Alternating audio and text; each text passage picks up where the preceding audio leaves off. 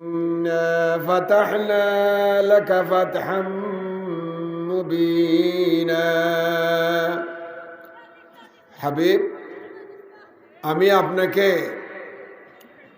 আপনাকে প্রকাশ্য বিজয় দান করলাম।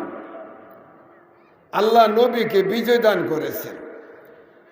বিজয়টা প্রথমে আসে নাই। প্রথমে ছিল ত্যাগ, তিতিক্ষা, নির্যাতন, কষ্ট, ক্লেশ। এমনকি কষ্ট, ক্লেশ, বিতাড়িত হওয়া, নির্যাতিত হওয়ার পরে যখন কোরবানি শেষ পর্যায়ে মেহেরবানি তখন কাছে। কোরবানি শেষ পর্যায়ে মেহেরবানি তখন কাছে হয়েছে। এই বিজয়ের পিছনে একটা প্রেক্ষাপট আছে। আমি জানি যে ঘটনাটা অনেক বিস্তারিত, লম্বা, যেটা ক্লাসে পড়াইলেও মাসাদিক কালের দরকার হয়। আপনাদের সামনে সারসংক্ষেপে বলতে চাই যে একবার প্রিয় নবী স্বপ্নে দেখছিলেন। স্বপ্নে রাসূল স্বপ্ন দেখছেন। আপনারা স্বপ্নে দেখেননি? স্বপ্ন ওহীর একটা অংশ, মুবাশশিরাত বলা হয় তাকে, রুয়ে সালেহা। মানুষ স্বপ্ন দেখে, ওহীর দরজা বন্ধ, কিন্তু নেক লোকদের কাছে আল্লাহ পাক করণীয় বর্জনীয় বিষয়গুলি আগাম স্বপ্নের মাধ্যমে খবর পৌঁছে দেয়। কিন্তু আমরা অনেক সময় এই স্বপ্ন অনুধাবন করতে পারি না, নিয়ম নীতিও বুঝি না।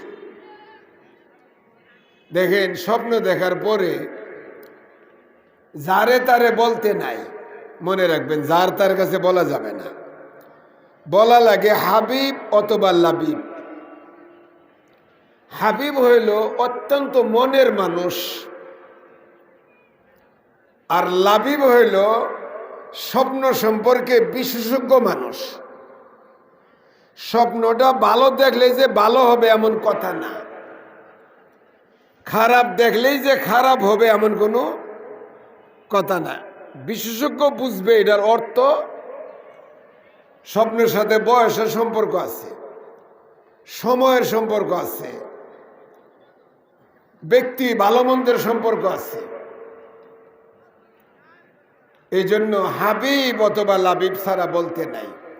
আমার নবীও স্বপ্ন দেখছেন। বেহেশতি জ্বর আমাদের একবারে শুরুর একটা কিতাব। এই কিতাবে আছে যে নবী ফজরের নামাজের পরে মুসল্লিদের দিকে ঘুরে বসতেন। ফিরে বসে জিজ্ঞেস করতেন, তোমরা কি কেউ কখনো কোনো স্বপ্ন দেখছো? ফজরের পরে স্বপ্ন জিজ্ঞাসা করতেন। কেউ দেখে থাকলে ভালো, ব্যাখ্যা দিচ্ছেন, আর যদি না দেখে থাকে তাহলে নবী হইলে কোনো স্বপ্নের ব্যাখ্যা, নবী নিজের কোনো স্বপ্ন সাহাবাদের শুনাইতেন। নবীর স্বপ্ন সরাসরি ওহী। আমার বন্ধুগণ, আমার ভাইয়েরা, প্রিয় নবী সাল্লাল্লাহু আলাইহি ওয়াসাল্লাম বলেছেন স্বপ্ন হইল নবুয়তির ওহীর একটা অংশ। এই জন্য যারে তারে বলবেন না, যখন তখন বলবেন না। কেউ আছে একটা স্বপ্ন দেখে 10 জনকে বলে, আর এটা দেখার আগ পর্যন্ত। স্বপ্ন ভালো দেখলে ভালো হয় না। এক বুজুর্গ স্বপ্ন দেখছেন, এক ভদ্রলোক স্বপ্ন দেখছেন যে উনি আজান দিতেছে। আজান আজান দেওয়া কত ভালো কাজ, তাই না? মুয়াজ্জিন কত বড় ফজিলতের কাজ। কিন্তু আল্লামা ইবনে সিরিনের কাছে যাওয়ার পর উনি বলছেন, তুমি স্বপ্ন দেখছো? বলে হ্যাঁ। তাইলে তোমার এই স্বপ্নের অর্থ হইল তুমি চুরি করবা এবং চুরি কইরা রক্ষা পাইবা না, ধরাও খাইবা। কথা কি বুঝাতে পারলাম? চুরি করবে এবং চুরির পরে ধরাও খাবে। আচ্ছা, ইবনে সিরিনের কাছে একজন এসে বললেন, আমি স্বপ্নে দেখলাম খাটের নিচে আগুন। ইবনে সিরিন বললেন, খুব দ্রুত যায়া তুমি ঘরের মাল সামান সরাইয়া দাও, ঘরে আগুন লাগবে, বিপদ আছে। আরেকজন এসে বলল যে হযরত, আমি স্বপ্নে দেখলাম খাটের নিচে আগুন। হুজুর বললেন, খাটের নিচটা তুমি খনন করো, খাটের নিচে গুপ্ত ধন আছে, হীরা আছে, মণিমুক্তা আছে। একই আগুন লাগায় একজনকে বললেন হীরা মণিমুক্তা, আরেকজনকে বললেন ঘরে কি লেগে যাবে? আগুন লেগে যাবে। আমি কিন্তু এই কথাটার নবীর স্বপ্ন সম্পর্কে ধারণা ধরে বলছি, অনেক উদাহরণ আছে। রাসূল করিম স্বপ্ন দেখছেন। হুজুরের স্বপ্নটা হইল, প্রিয় নবীর স্বপ্ন দেখছেন যে তিনি সাহাবায়ে কেরামের একটা জামাত নিয়ে প্রিয় নবী সাল্লাল্লাহু আলাইহি সাল্লাম উমরা হজে গেছেন। স্বপ্নটা ভালো না খারাপ? হুজুর স্বপ্ন দেখছেন প্রিয় নবী সাল্লাল্লাহু আলাইহি সাল্লাম সাহাবায়ে কেরামকে নিয়ে উমরা হজে গেছেন। আল্লাহ বলতেছেন, লাকাদ সাদাকাল্লাহু রাসূলুহু রুইয়া বিল হক লা তাদখুলুন্নাল মাসজিদাল হারাম। রাসূল স্বপ্ন দেখছেন যে তিনি লা তাদখুলুন্নাল মাসজিদাল হারাম, উমরা করতে গেছেন, হজ করতে গেছেন, এমন স্বপ্ন দেখছেন। কে? রাসূল স্বপ্ন দেখছেন। রাসূলের স্বপ্ন ওহী। রাসূল স্বপ্ন দেখে সাহাবাদের একটা জামাত তৈরি করলেন, চলো আমরা উমরায় যাব। রাসূলের সাথে উমরায় 1400 সাহাবী। কজন? উমরায় যাবেন, উমরার সামান, তবে সাথে কোরবানি করার জন্য নফল কোরবানি, উমরার জন্য কোরবানি লাগে না। আল্লাহ রাস্তায় নফল কোরবানির জন্য কিছু কোরবানির জন্তু পশু আগেই পাঠাই দিছেন। স্বপ্ন দেখছেন হুজুর 1400 সাহাবী নিয়ে যাচ্ছেন, কিন্তু মক্কার কাফেরেরা পূর্বেই তো নবীর সাথে তাদের বৈরী ভাব, পূর্বেই বৈরী ভাব। এই বৈরী ভাব তো আপনারা জানেন। এই যে হুজুর যখন পবিত্র মক্কা শরীফ থেকে নির্যাতনের কারণে হিজরত করে মদিনায় যাবেন, তখন হুজুর বলছিলেন যে আমি কাবা শরীফের ভিতরে ঢুইকা রাত্রটা কিছু ইবাদত বন্দেগী করে কাটাই, কখন চলে যেতে হয়। তখন কাবা শরীফের চাবি ছিল তালহা ইবনে সাইবির কাছে, তালহা ইবনে উবাইদুল্লাহ সাইবির কাছে। তালহা ইবনে উবাইদুল্লাহ সাইবির কাছে চাবি ছিল কাবা শরীফের চাই। উনি যা বলছেন যে দেখো কাবা শরীফের চাবিটা দেও, আমি কাবা শরীফে ঢুকে ইবাদত করব। মক্কার কাফেরেরা ও তালহা ইবনে উবাইদুল্লাহ সাইবি, তালহা না উসমান, উসমান ইবনে সাইবি, সাইবি বংশের। তো সাইবি বংশের এই চাবিটা হুজুরকে দেয় নাই, হুজুরের সাথে দুর্ব্যবহারও করেছেন, হুজুরের সাথে দুর্ব্যবহার করেছেন, কাবা শরীফের চাবি দেয় নাই। আমার উসমানের হাতে, উসমান ইবনে তালহা সাইবি, উসমান ইবনে তালহা সাইবি। প্রিয় নবী বলছেন, উসমান এই কাবা শরীফের চাবি তোমার কাছে, ক্ষমতা তোমার হাতে। ক্ষমতা শোনো, কারো হাতে স্থায়ী না, আজকে আছে কালকে নাও থাকতে পারে। মানুষ দেখে ক্ষমতা পাওয়ার পরে তার ব্যবহার কেমন, আখলাক কেমন, এটাই থাকে। ক্ষমতা কারো হাতে থাকে না। উসমান ইবনে তালহা সাইবি প্রিয় নবীর এই কথার সাথে বিরক্ত হয়ে হুজুরের সাথে দুর্ব্যবহার করেছেন। হুজুর চলে গেছেন। আমার বন্ধুগণ, এই নির্যাতনে হুজুর চলে গেছেন, কিন্তু এবার হুজুর উমরা করতে আসবেন। উমরা করতে আসবেন হুজুর। আসার আগেই প্রিয় নবী সাল্লাল্লাহু আলাইহি ওয়াসাল্লামের আগমনের খবর তারা পেয়ে মক্কার কাফেরেরা দুনিয়ার কাউকে বাধা দেয় না, কিন্তু মুহাম্মদ সাল্লাল্লাহু আলাইহি ওয়াসাল্লাম উমরা করতে পারবে না, আসতে পারবে না, এই মর্মে মক্কার কাফেরেরা কি করেছেন? বাধা দিয়েছেন। যে জায়গায় বাধা দিয়েছে এই জায়গার নাম হলো হুদাইবিয়া। এখানে মক্কার কাফেরেরা প্রিয় নবীকে বাধা দিচ্ছেন। হুজুর সাল্লাল্লাহু আলাইহি সাল্লাম বিভিন্নবার চেষ্টা করছেন, দূত পাঠাইছেন, বুঝাইবার চেষ্টা করছেন, বিভিন্নভাবে চেষ্টা করছেন যে আমি যুদ্ধ করতে আসি নাই, অস্ত্র শস্ত্র নিয়ে আসি নাই, আসছি শুধু উমরা করার জন্য স্বপ্নে দেখলাম। আমার বন্ধুগণ, আপনাদের একটা প্রশ্ন হতে পারে, নবী স্বপ্ন দেখলেন ওহী, এখানে আবার বাধা হওয়ার কারণ কি? স্বপ্ন যখন দেখছেন তো ওহী, নবীর স্বপ্ন বাস্তব। এখানে একটা ছোট্ট কথাই আছে যে স্বপ্ন দেখছেন, কিন্তু স্বপ্নের ভিতরে উমরা করতে দেখছেন, কিন্তু উমরাটা কবে করতে, এটা এই মাসে হবে না, পরের মাসে হবে না, পরের বছর হবে, সময়কালটা কিন্তু হুজুর দেখেন নাই, শুধু উমরাটাই দেখছেন। যে কারণে সময় সম্পর্কে ধারণা না থাকায় প্রিয় নবী বের হইয়া উমরার জন্য আসছেন। আসার পরে মক্কার কাফেরেরা দুনিয়ার কাউকে বাধা দেয় না, কিন্তু প্রিয় নবীকে বাধা দিলেন। হুজুর সাল্লাল্লাহু আলাইহি সাল্লামকে বাধা দেওয়ায় হুজুর হযরত উসমান রাদিয়াল্লাহু তাআলা এক সাহাবী, হযরত উসমানের সাথে মক্কার মানুষের খুব সম্পর্ক। মক্কার মানুষ উসমানকে এত ভালোবাসতেন, ইসলাম আসার পরে শত্রু হয়েছে, কিন্তু মক্কার মানুষ উসমান একটা হলো নম্র ভদ্র, আবার ধনী মানুষ হওয়ার কারণে উসমানের সহযোগিতা পায় নাই। মক্কার খুব কম লোকই আছে, মক্কার সব মানুষ উসমানকে ভালোবাসেন। এমনকি মক্কায় আরব দেশে একসময় প্রথা ছিল, ছোট বাচ্চাদেরকে যখন মায়েরা ঘুম পড়াবার জন্য বিছানায় নিয়ে যেত, তখন মা বাচ্চার পিঠে হাত লাগাইতো আর বলতো, বাবু তুমি ঘুমিয়ে যাও, আমি তোমাকে মহব্বত করি। মক্কার মানুষ যেমন উসমানকে মহব্বত করে এমন মহব্বত করি।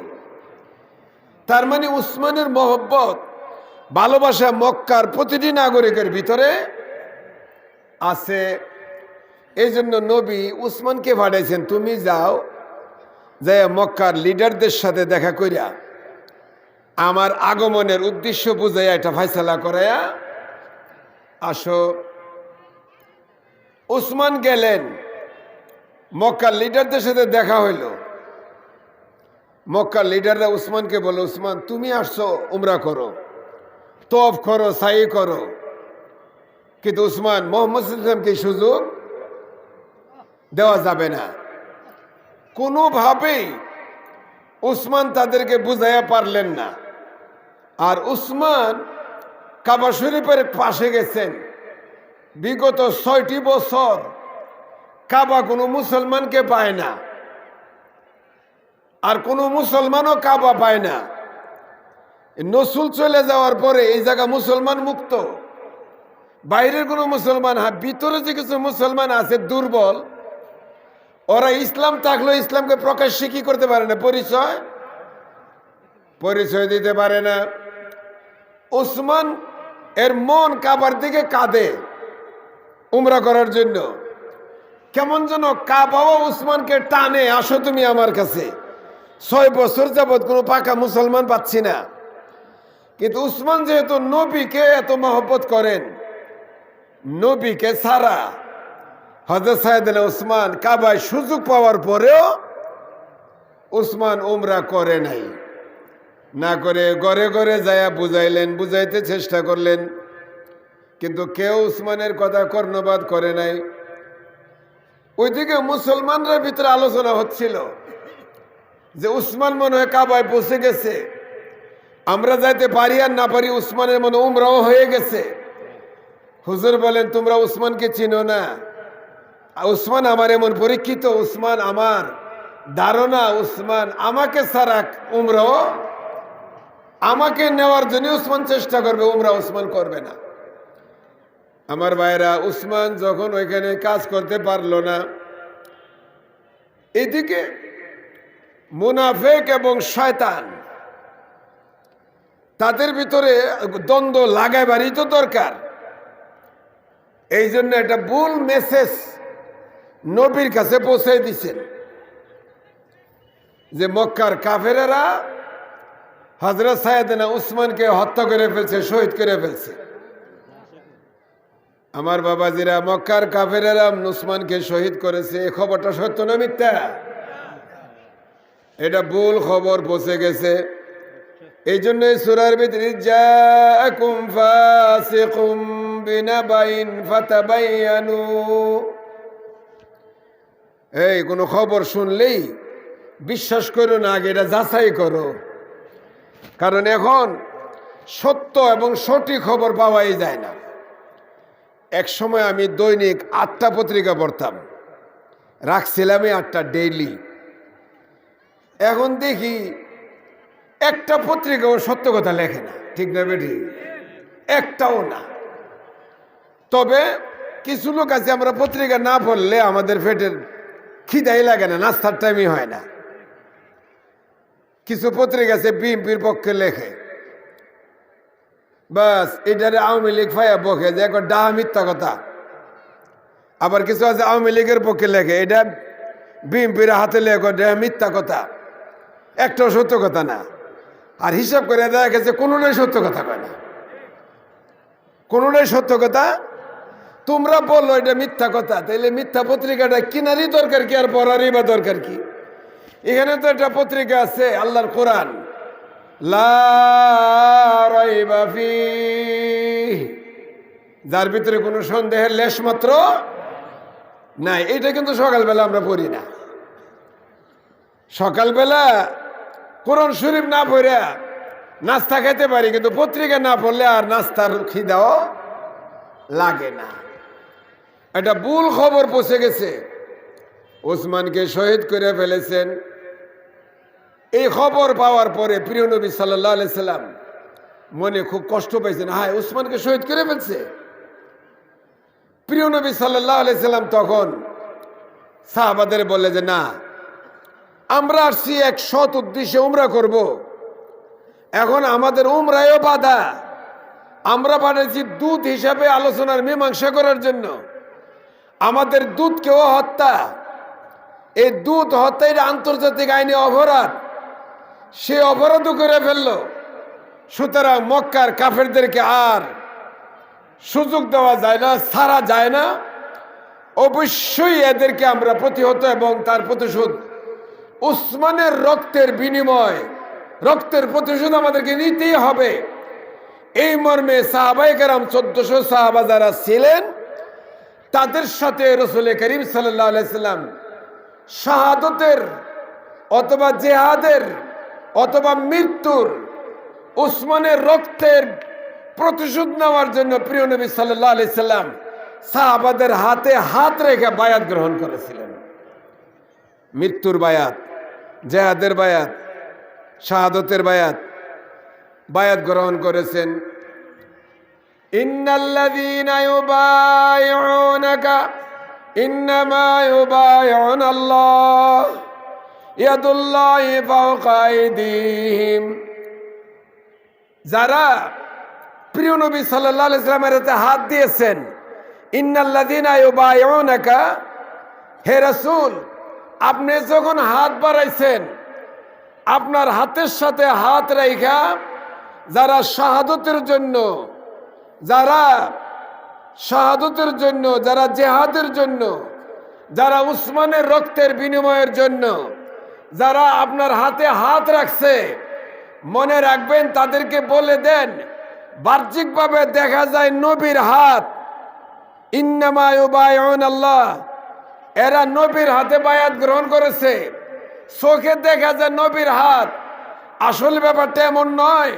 বরং ইয়াদুল্লাহি ফাওকা আইদিহিম, বরং এখানের অবস্থা হইল ইন্নামা ইউবাইউনাল্লাহ, এরা আসলে নবীর হাতে বায়াত করলেও এই বায়াতটা সরাসরি আল্লাহর সাথে বায়াত হয়েছে।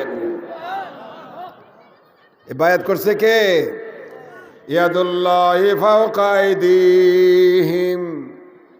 এই যে তোমার হাত, এরপরে হাত, এরপরে হাত, এরপরে হাত, এই যে হাত রেখে যে বায়াত হয়, এই হাতের সকলের হাতের উপরে আল্লাহর যেমন দেখা যায় না নিরাকার, আল্লাহ যেমন আল্লাহর হাতও এমন, আল্লাহও তার কুদরতের হাত সকলের হাতের উপরে রেখে দিচ্ছেন। সুতরাং বায়াতের পক্ষে একটা শক্তিশালী আয়াত নাজিল হইল।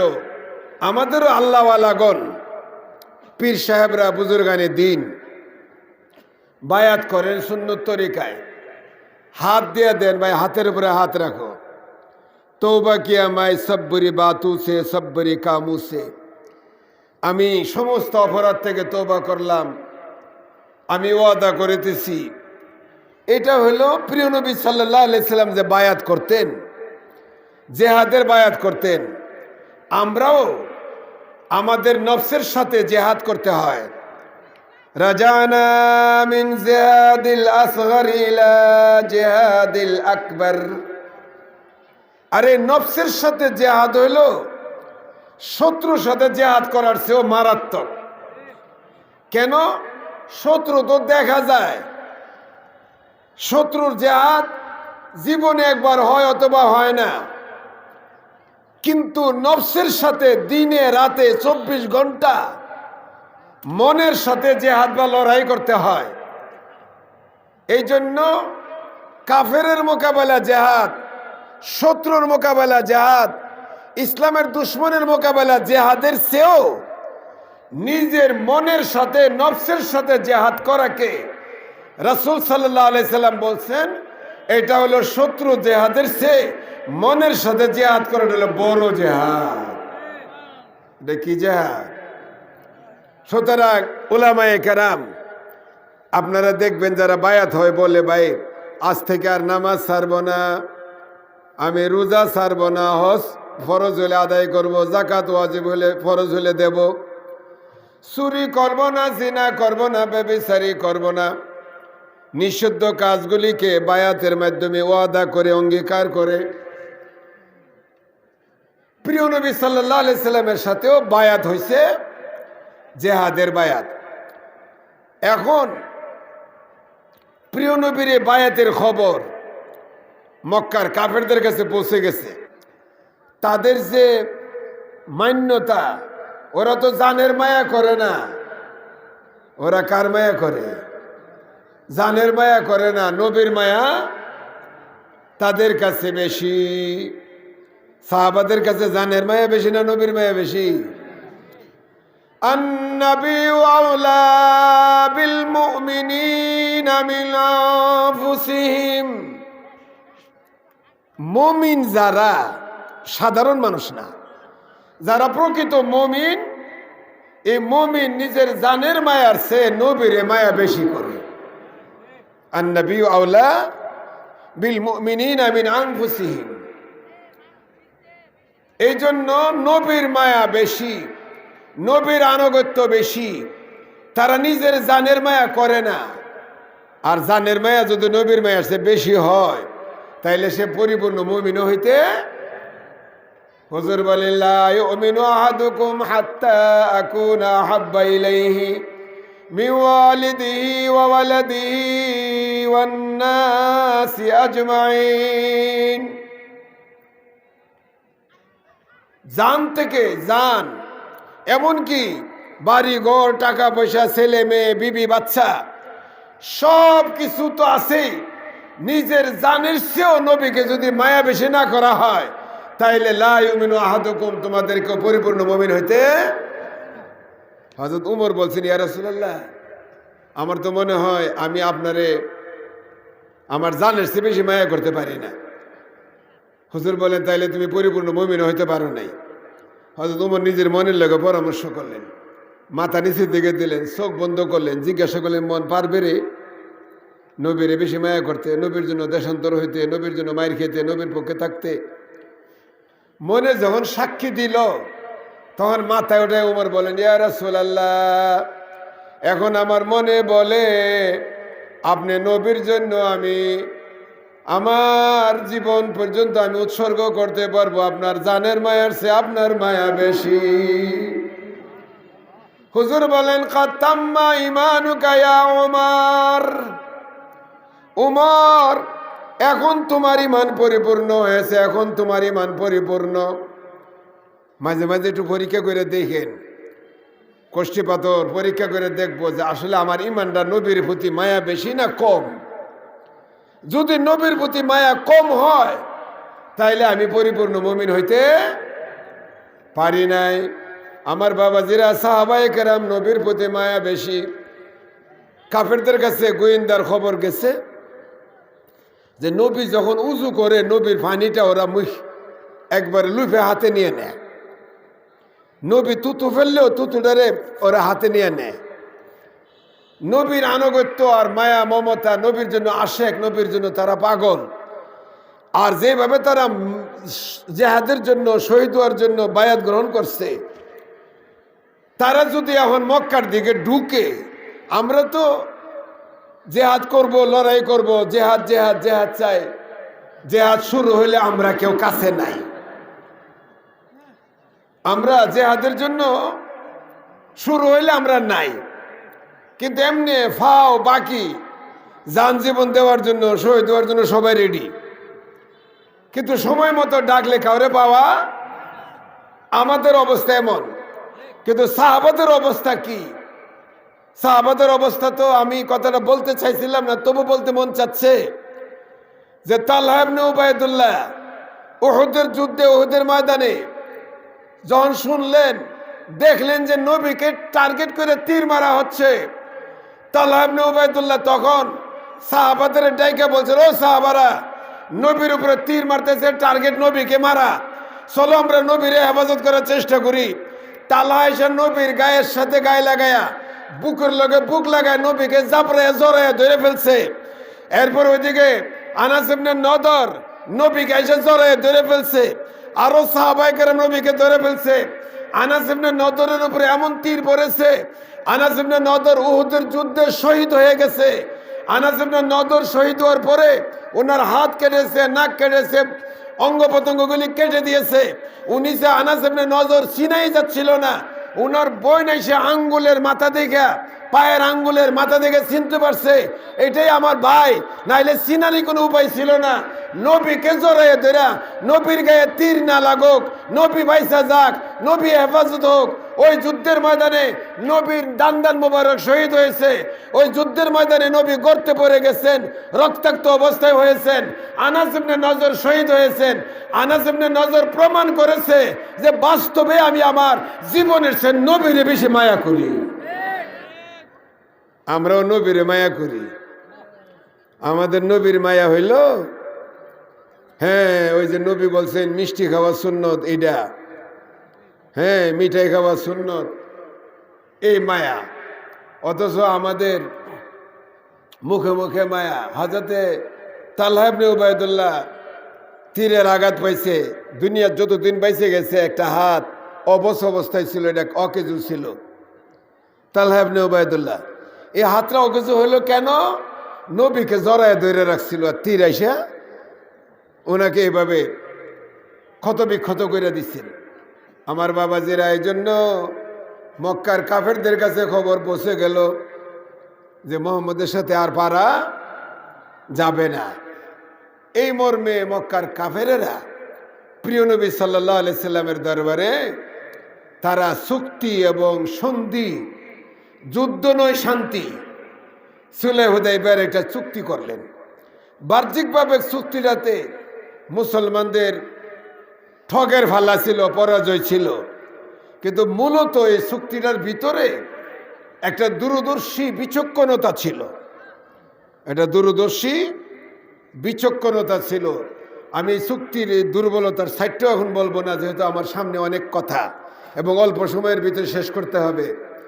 কিন্তু এখানে অনেক দুর্বলতার ভিতরে দিয়েই, তবে আয়াতে কারিমা যা তেলাওয়াত করেছিলাম, এই আয়াতের ভিতরে এই দুর্বলতার অংশটাও এইভাবে আসছেন। আল্লাহ রাব্বুল আলামিন বলেছেন, আল্লাহ পাক বলতেছেন, হে নবী, ইন্না ফাতাহনা লাকা ফাতহাম মুবিনা লিয়াগফির লাকা আল্লাহু মা তাকদ্দামা মিন যামবিকা ওয়া মা তাআখারা ওয়া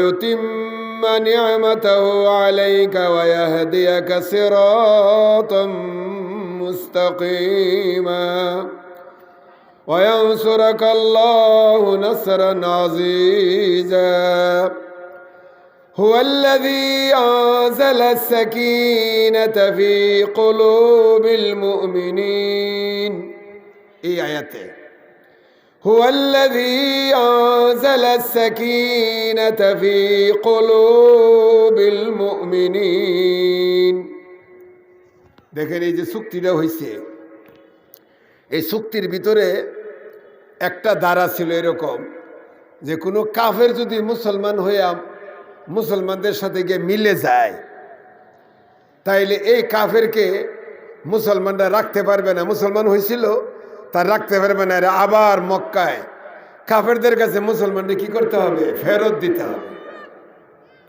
তবে কোনো মুসলমান যদি কাফের হইয়া কাফেরদের কাছে যায় তাহলে কাফেররা মুসলমানদের ফেরত দেওয়া লাগবে না। এটা মুসলমানদের ঠকের ফেলার কথা না। মুসলমান হলে ফেরত দিতে হবে, কাফের হলে আর ফেরত দেওয়া লাগবে না। এই চুক্তি নবায়ন হয়েছে, এটা ঠকের ফেলা। এমনিভাবে আরেকটা চুক্তি হইল যে প্রিয় নবী সাল্লাল্লাহু আলাইহি সাল্লামের চুক্তি সম্পাদিত হওয়ার সময় নবীর নাম মুহাম্মদুর রাসূলুল্লাহ। কাফেররা বললেন যে মুহাম্মদুর রাসূলুল্লাহ লেখা যাবে না, মোহাম্মদ ইবনে আব্দুল্লাহ লেখা যাবে, কারণ ওনাকে রাসূল মানি না আমরা, তো রাসূল লিখবো কেন? চুক্তি থাকবে দুইজনের ভিতরে, উনি আব্দুল্লাহর ছেলে, এটা লিখতে পারেন। হযরত আলী লিখে ফেলছিলেন মুহাম্মাদুর রাসূলুল্লাহ।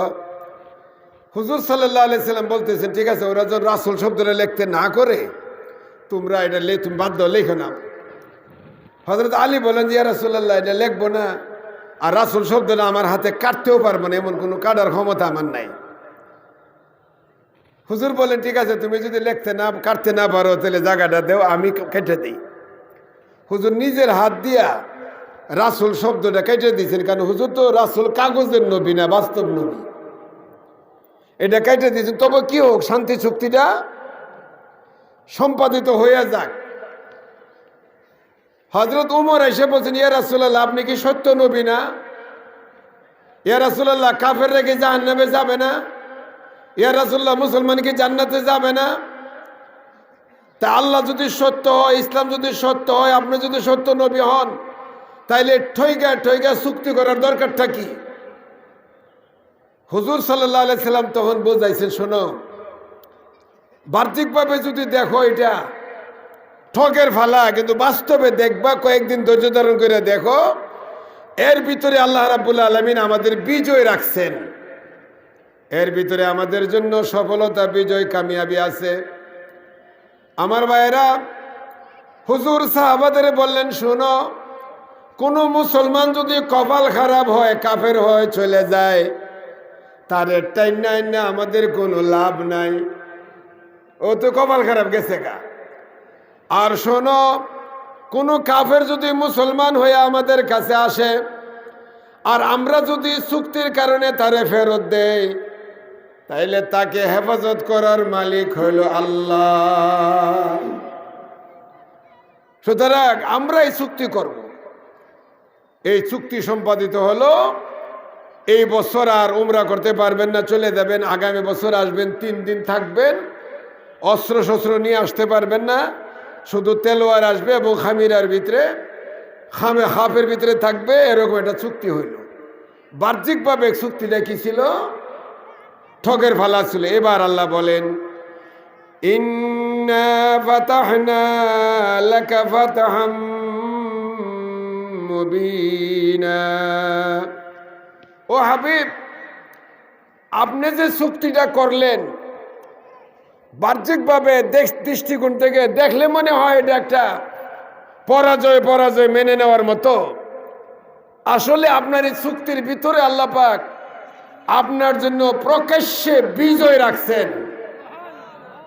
এখন বিজয় ডেকে এটা আমাদের কথা, এবং এই বিজয় দ্বারা আমরা বিজয় উৎসব কেমনে করব এটাও আমাদের কথা।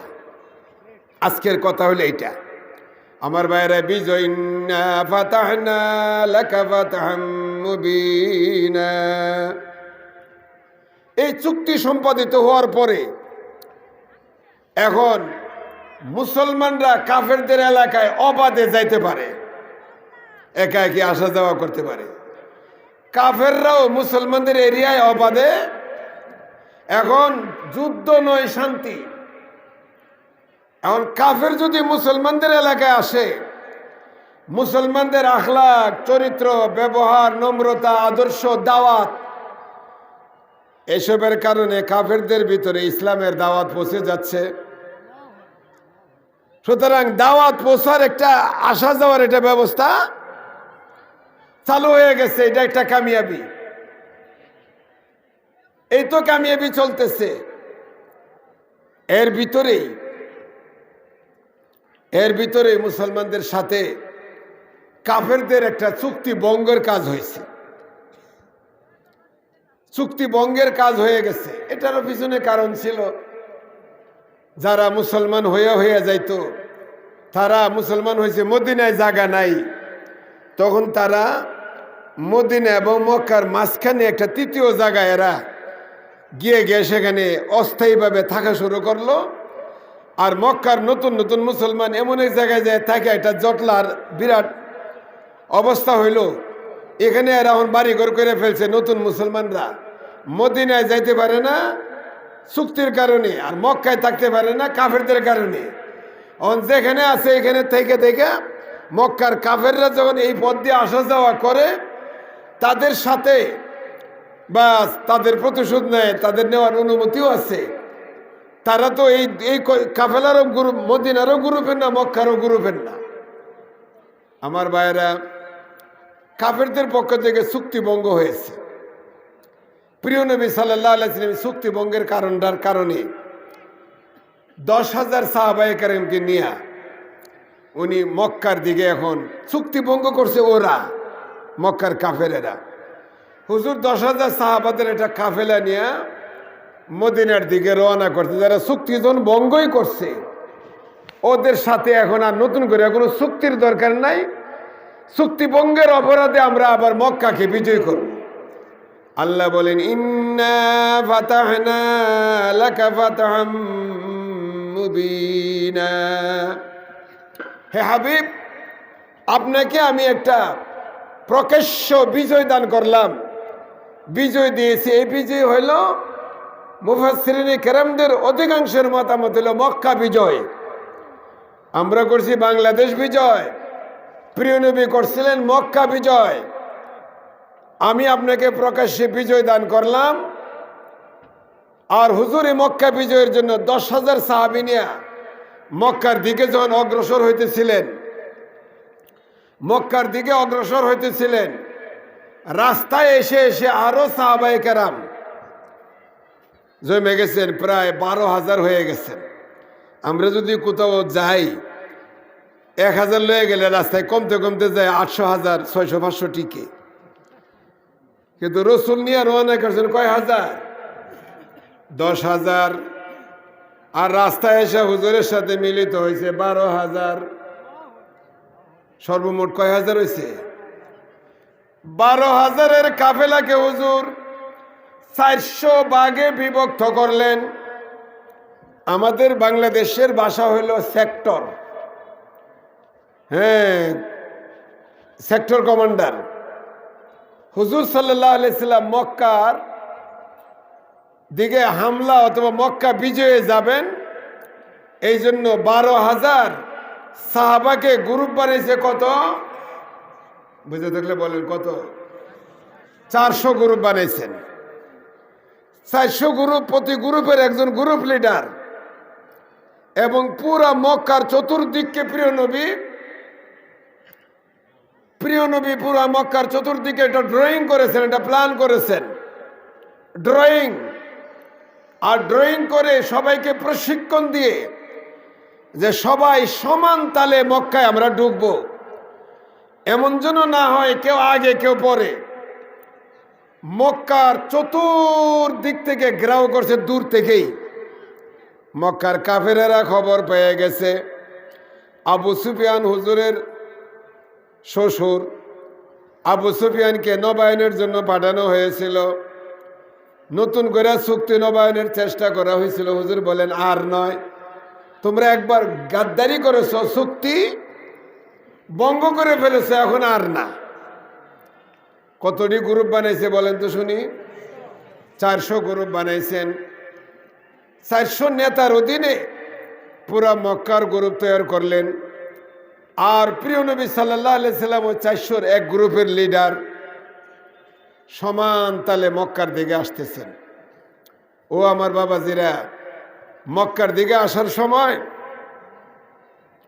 প্রিয় নবী নিলেন এমন একটা রাস্তা, যারা হজে গেছেন দেখছেন কাবা শরীফতে বেরিয়ে কিছু রাস্তা আছে উঁচু, কাবাতে বেরিয়ে উঁচা রাস্তা, উপর দিকে উঠতে হয়।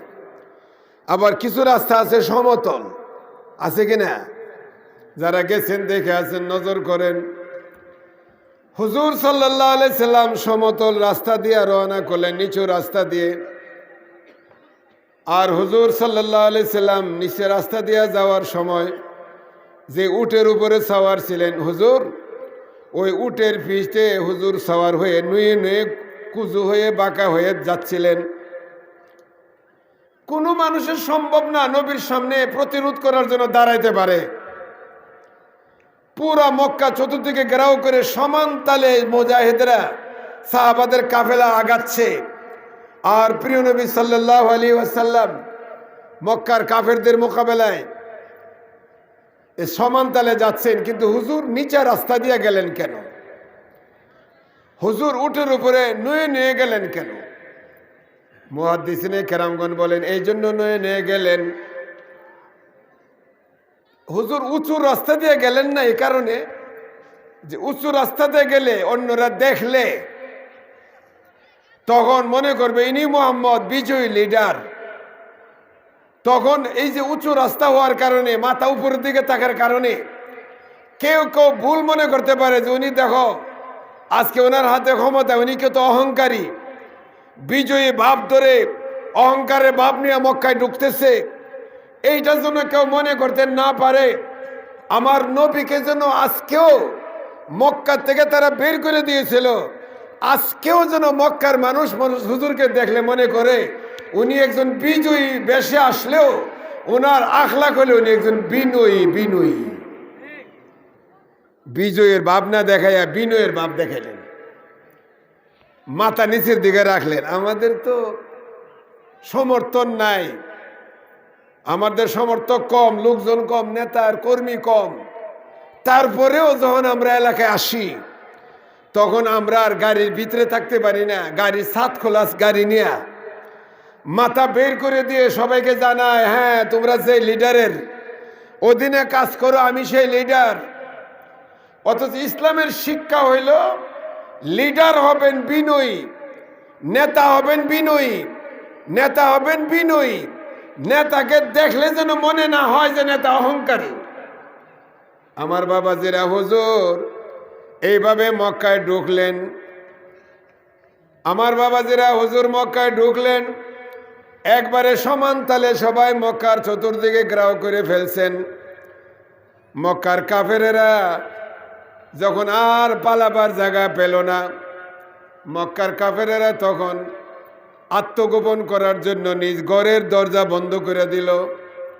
কেউ জান রক্ষার জন্য মুসলমানদের কাছে সারেন্ডার করার জন্যে কাবা শরীফের চাদরে হাত দিয়া দাঁড়ায় গেল, কাবার আশ্রয় নিয়ে নিল। কেউ কেউ আবু সুফিয়ানের ঘরে আশ্রয় নিল, কেউ কেউ তার অস্ত্র সারেন্ডার করে দাঁড়ায় গেল।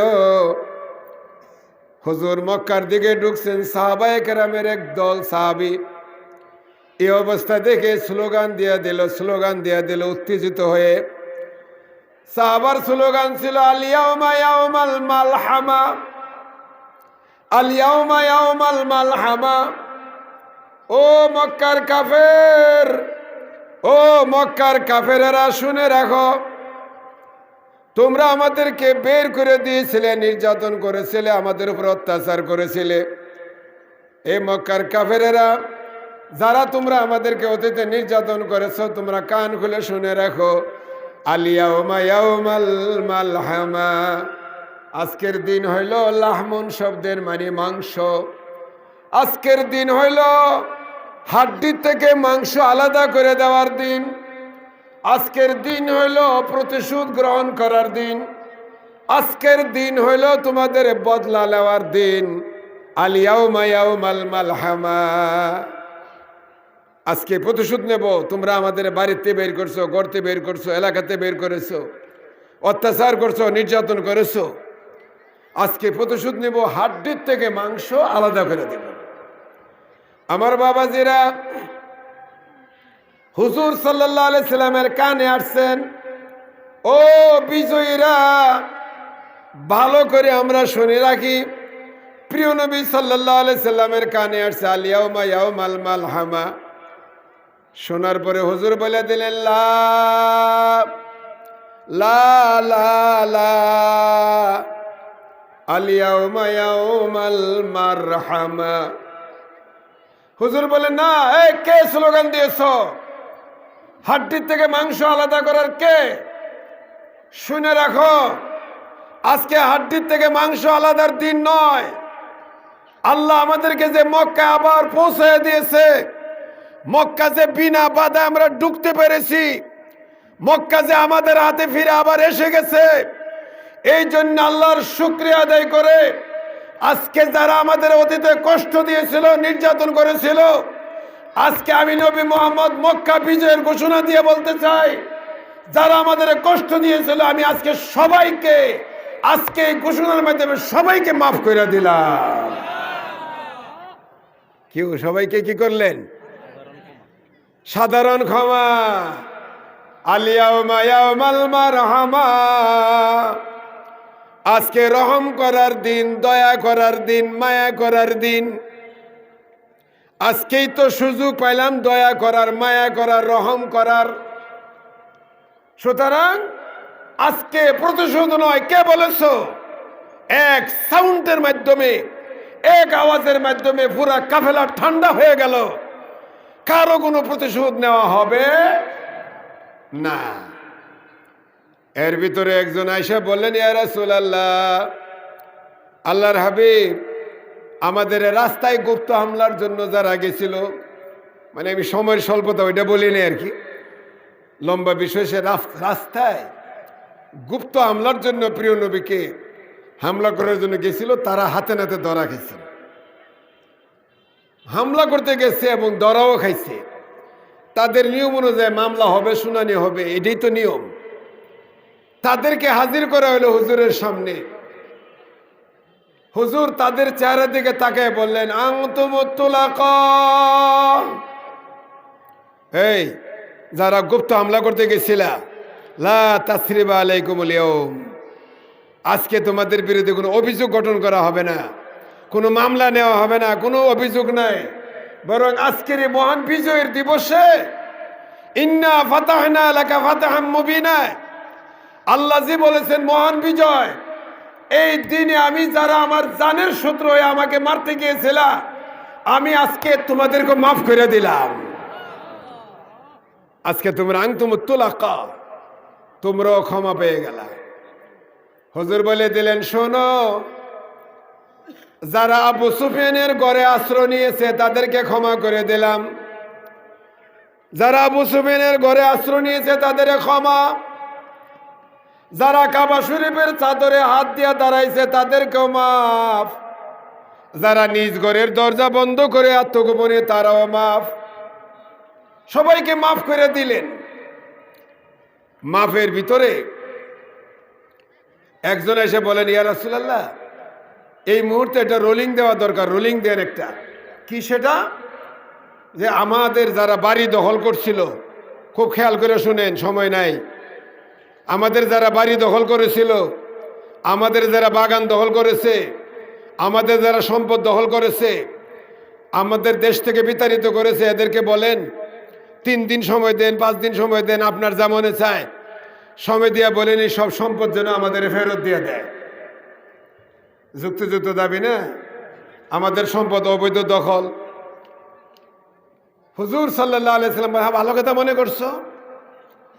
এবার হুজুর বলে দিলেন, এই মক্কার মুশরিক মক্কার কাফেরেরা, শোনো শোনো, তোমরা আমাদের বাড়ির থেকে বের করে দিয়েছো, আমাদের বাগান দখল করেছো, বাড়ি দখল করেছো, ঘর দখল করেছো, সম্পদ দখল করেছো। এই দীর্ঘদিন তোমাদের দখলদারি ছিল অবৈধ। বৈধ না অবৈধ? অবৈধ দখলদারি ছিল। আল্লাহ আমাকে মক্কা দান করেছেন, মক্কায় ফেসে পেয়ে গেলাম। মক্কা পাওয়ার শুকরিয়ায় বিজয় দিবসের শুকরিয়া স্বরূপ ঘোষণা দিলাম, যারা আমাদের সম্পদ অবৈধ দখল করেছিলে, আজকের এই মুহূর্তে তোমাদের জন্য সব সম্পদ বৈধ। আজকের থেকে তোমাদের এই মাল কি হয়ে গেল? বৈধ মাল হয়ে গেল। তবে মান তারাকা দাইনান আও জিয়ান, যারা ক্ষতিগ্রস্ত তাদের তালিকা তৈরি করো। যারা বাড়ি হারা তাদের বাড়ি সরকার দেবে, আমি দেব। যারা সন্তান এতিম করেছে কাফেরদের অত্যাচারে, সন্তানের দায় দায়িত্ব সরকার নেবে। বাড়িঘর নির্মাণ করার সরকার দায়িত্ব নেবে, ক্ষতিপূরণ সরকার দেবে। বরং ক্ষতিপূরণের দায়িত্ব সরকারের। আর যারা দীর্ঘদিন অবৈধ দখলের ছিল তাদের এটা এখন থেকে বৈধ। কি ভাই, বিজয় দিবস, প্রিয় নবীর বিজয়, উনি তাদেরকে বৈধতার ঘোষণা দিয়ে দিলেন। এমন একটি ঘোষণা নবী ছাড়া পৃথিবীতে কেউ দিতে পারে নাই, আর সামনে পারবে কিনা আল্লাহ ছাড়া কেউ জানেও না। এখন যদি সরকার ঘোষণা দেয় ভাই, যারা ঋণগ্রস্ত, যারা বিপদগ্রস্ত, ক্ষতিগ্রস্ত, তাদের ক্ষতিপূরণ দেওয়া হবে, তাইলে বাস্তবের চেয়ে অবাস্তবের সংখ্যা বেশি, ক্ষতির দাবিদার হবে কি হবে না? দেশটা আমরা অন্যায় অপরাধে বইরে গেছি না? আমার বাবাজিরা, প্রিয় নবী সাল্লাল্লাহু আলাইহি সাল্লাম মক্কায় ঢুকে গেলেন। কাবা শরীফের ভিতরের মূর্তিগুলি পরিষ্কার করলেন, কাবাকে আবার পরিষ্কার করে দিলেন। এবার কাবায় ঢোকার আগে কিছু কাজ ঘটে গেল। সেই কাজ কি? কাবা শরীফের আগে বলছিলাম সাবি কার কাছে বলেন তো?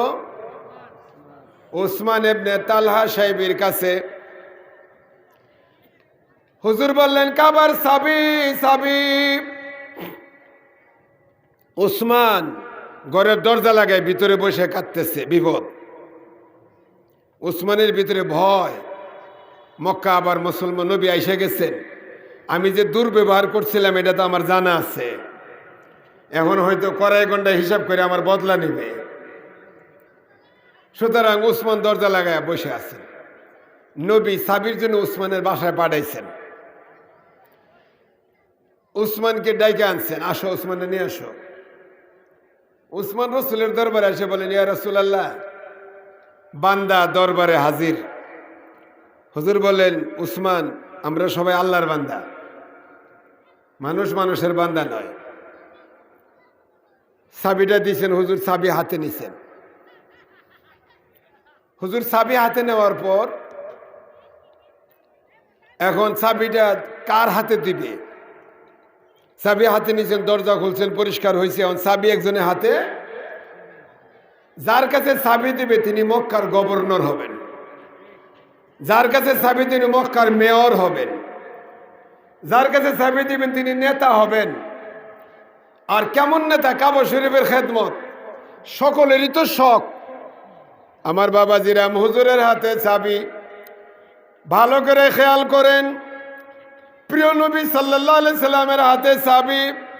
হুজুরের মেয়ের জামাইয়ের বড় শখ হইল, আল্লাহ যদি কাবার খেদমতের সুযোগ আমারে দিতেন।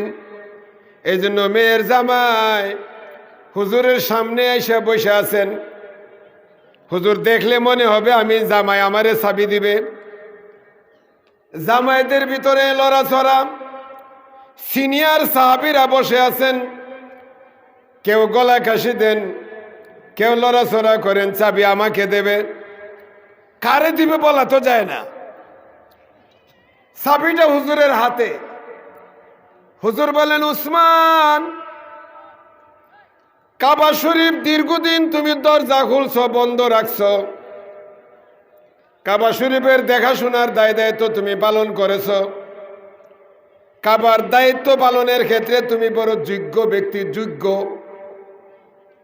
কাবার দায়িত্ব পালনের ক্ষেত্রে তুমি যোগ্য ব্যক্তি। সুতরাং কাবা শরীফের এই চাবিটা, কাবা শরীফের চাবি আমি আবার ফিরা যোগ্য ব্যক্তি হিসাবে এই চাবিটা আমি আবার ফিরা তোমার হাতে দিতে চাই। চাবি ফাইল কে আবার ওসমানে চাবি ফাইল। ওসমান হাওমাও করে কেঁদে বলেন, ইয়া রাসূলুল্লাহ, আপনি এত বড় আখলাকি মানুষ, এত বড় উদার দিলের মানুষ, এত বড় দিলের মানুষ, আল্লাহর হাবিব, আমি তো ভাবছিলাম আপনার দরবারে আসার পরে আমার